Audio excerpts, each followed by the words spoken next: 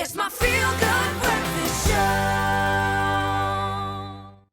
Inderdaad, wanneer die vakansies net om die draai, die jaggery pak en jy na kwa goeie toe medisa, santre net fa tsogole la pali tekanetse. So we're talking all about how to keep the families healthy during these holidays and what to do, what to plan for, tips and tricks, of course, with Dr. Darren Green. And as always, our lines are open to you on 0839133728. Good doctor, how are you, sir? Splendid this morning. Always good to see you. So, I mean, often when it comes to the health of our families, especially during the holiday season, it's all about the planning, right? You've got to do your planning properly. So what are some of your tips and tricks on how to keep the family healthy before going on holiday? I think the big thing is know your destination. So if you haven't done any research and don't know anything about the area you're going to or the environment you're going to be staying in, you're in trouble. Because if you can imagine if you're going to the Kruger National Park, for example, where there are malaria risks involved, you need to start taking prophylaxis up to 2 weeks before in certain cases. Wow. So know your destination and know what the risks of that area are specifically. Because when it comes to health insurance as well, that's the next thing we have to think of. We all think that our medical aids basically all cover international travel, and they don't all. So often you take the trip and you get overseas and then you realize, oh, I'm in trouble. I need a drip for diarrhea, for example, and you don't know where to go.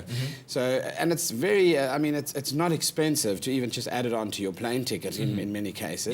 And we need to remember that. And then a medical kit is useful for families that get onto the road and travel.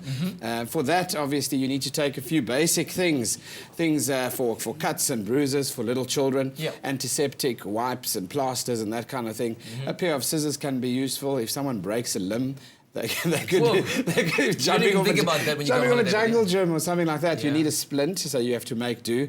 But I think that the bottom line is you need to be prepared and you need to know your chronic ailments as well. So people that suffer from asthma, forget to take an asthma pump. People that have epilepsy, leave their chronic meds at home.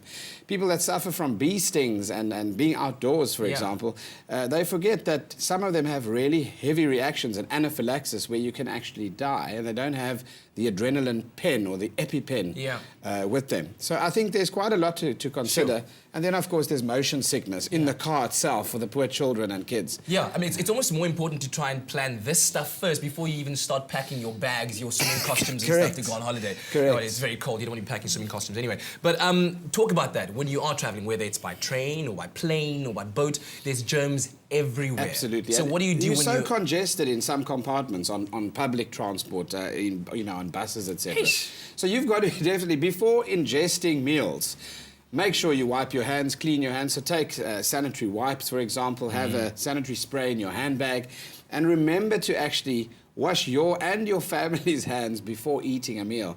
Obviously, you can relay the germs and transport them from your fingertips when you touch your nose or your mouth. But the most common route of entry is when you touch food and then ingest that food. And then obviously more fist pumps, less handshakes. Okay, I can do that.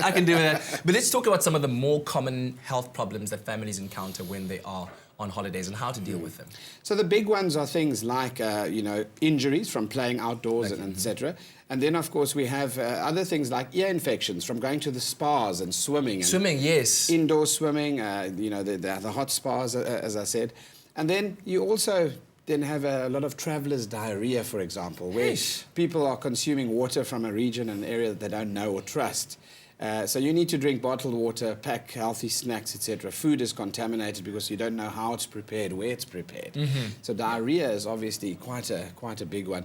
And then, of course, I mentioned motion sickness. If you're going onto a boat as part of your itinerary, remember to consider your children and they'd certainly pack in a bag or two. Fantastic. Well, there we go. We'll continue our chat with the doctor after the break. And as always, the lines are open, 0839133728. We're talking about keeping our families healthy during the holiday season. We'll see you after the break.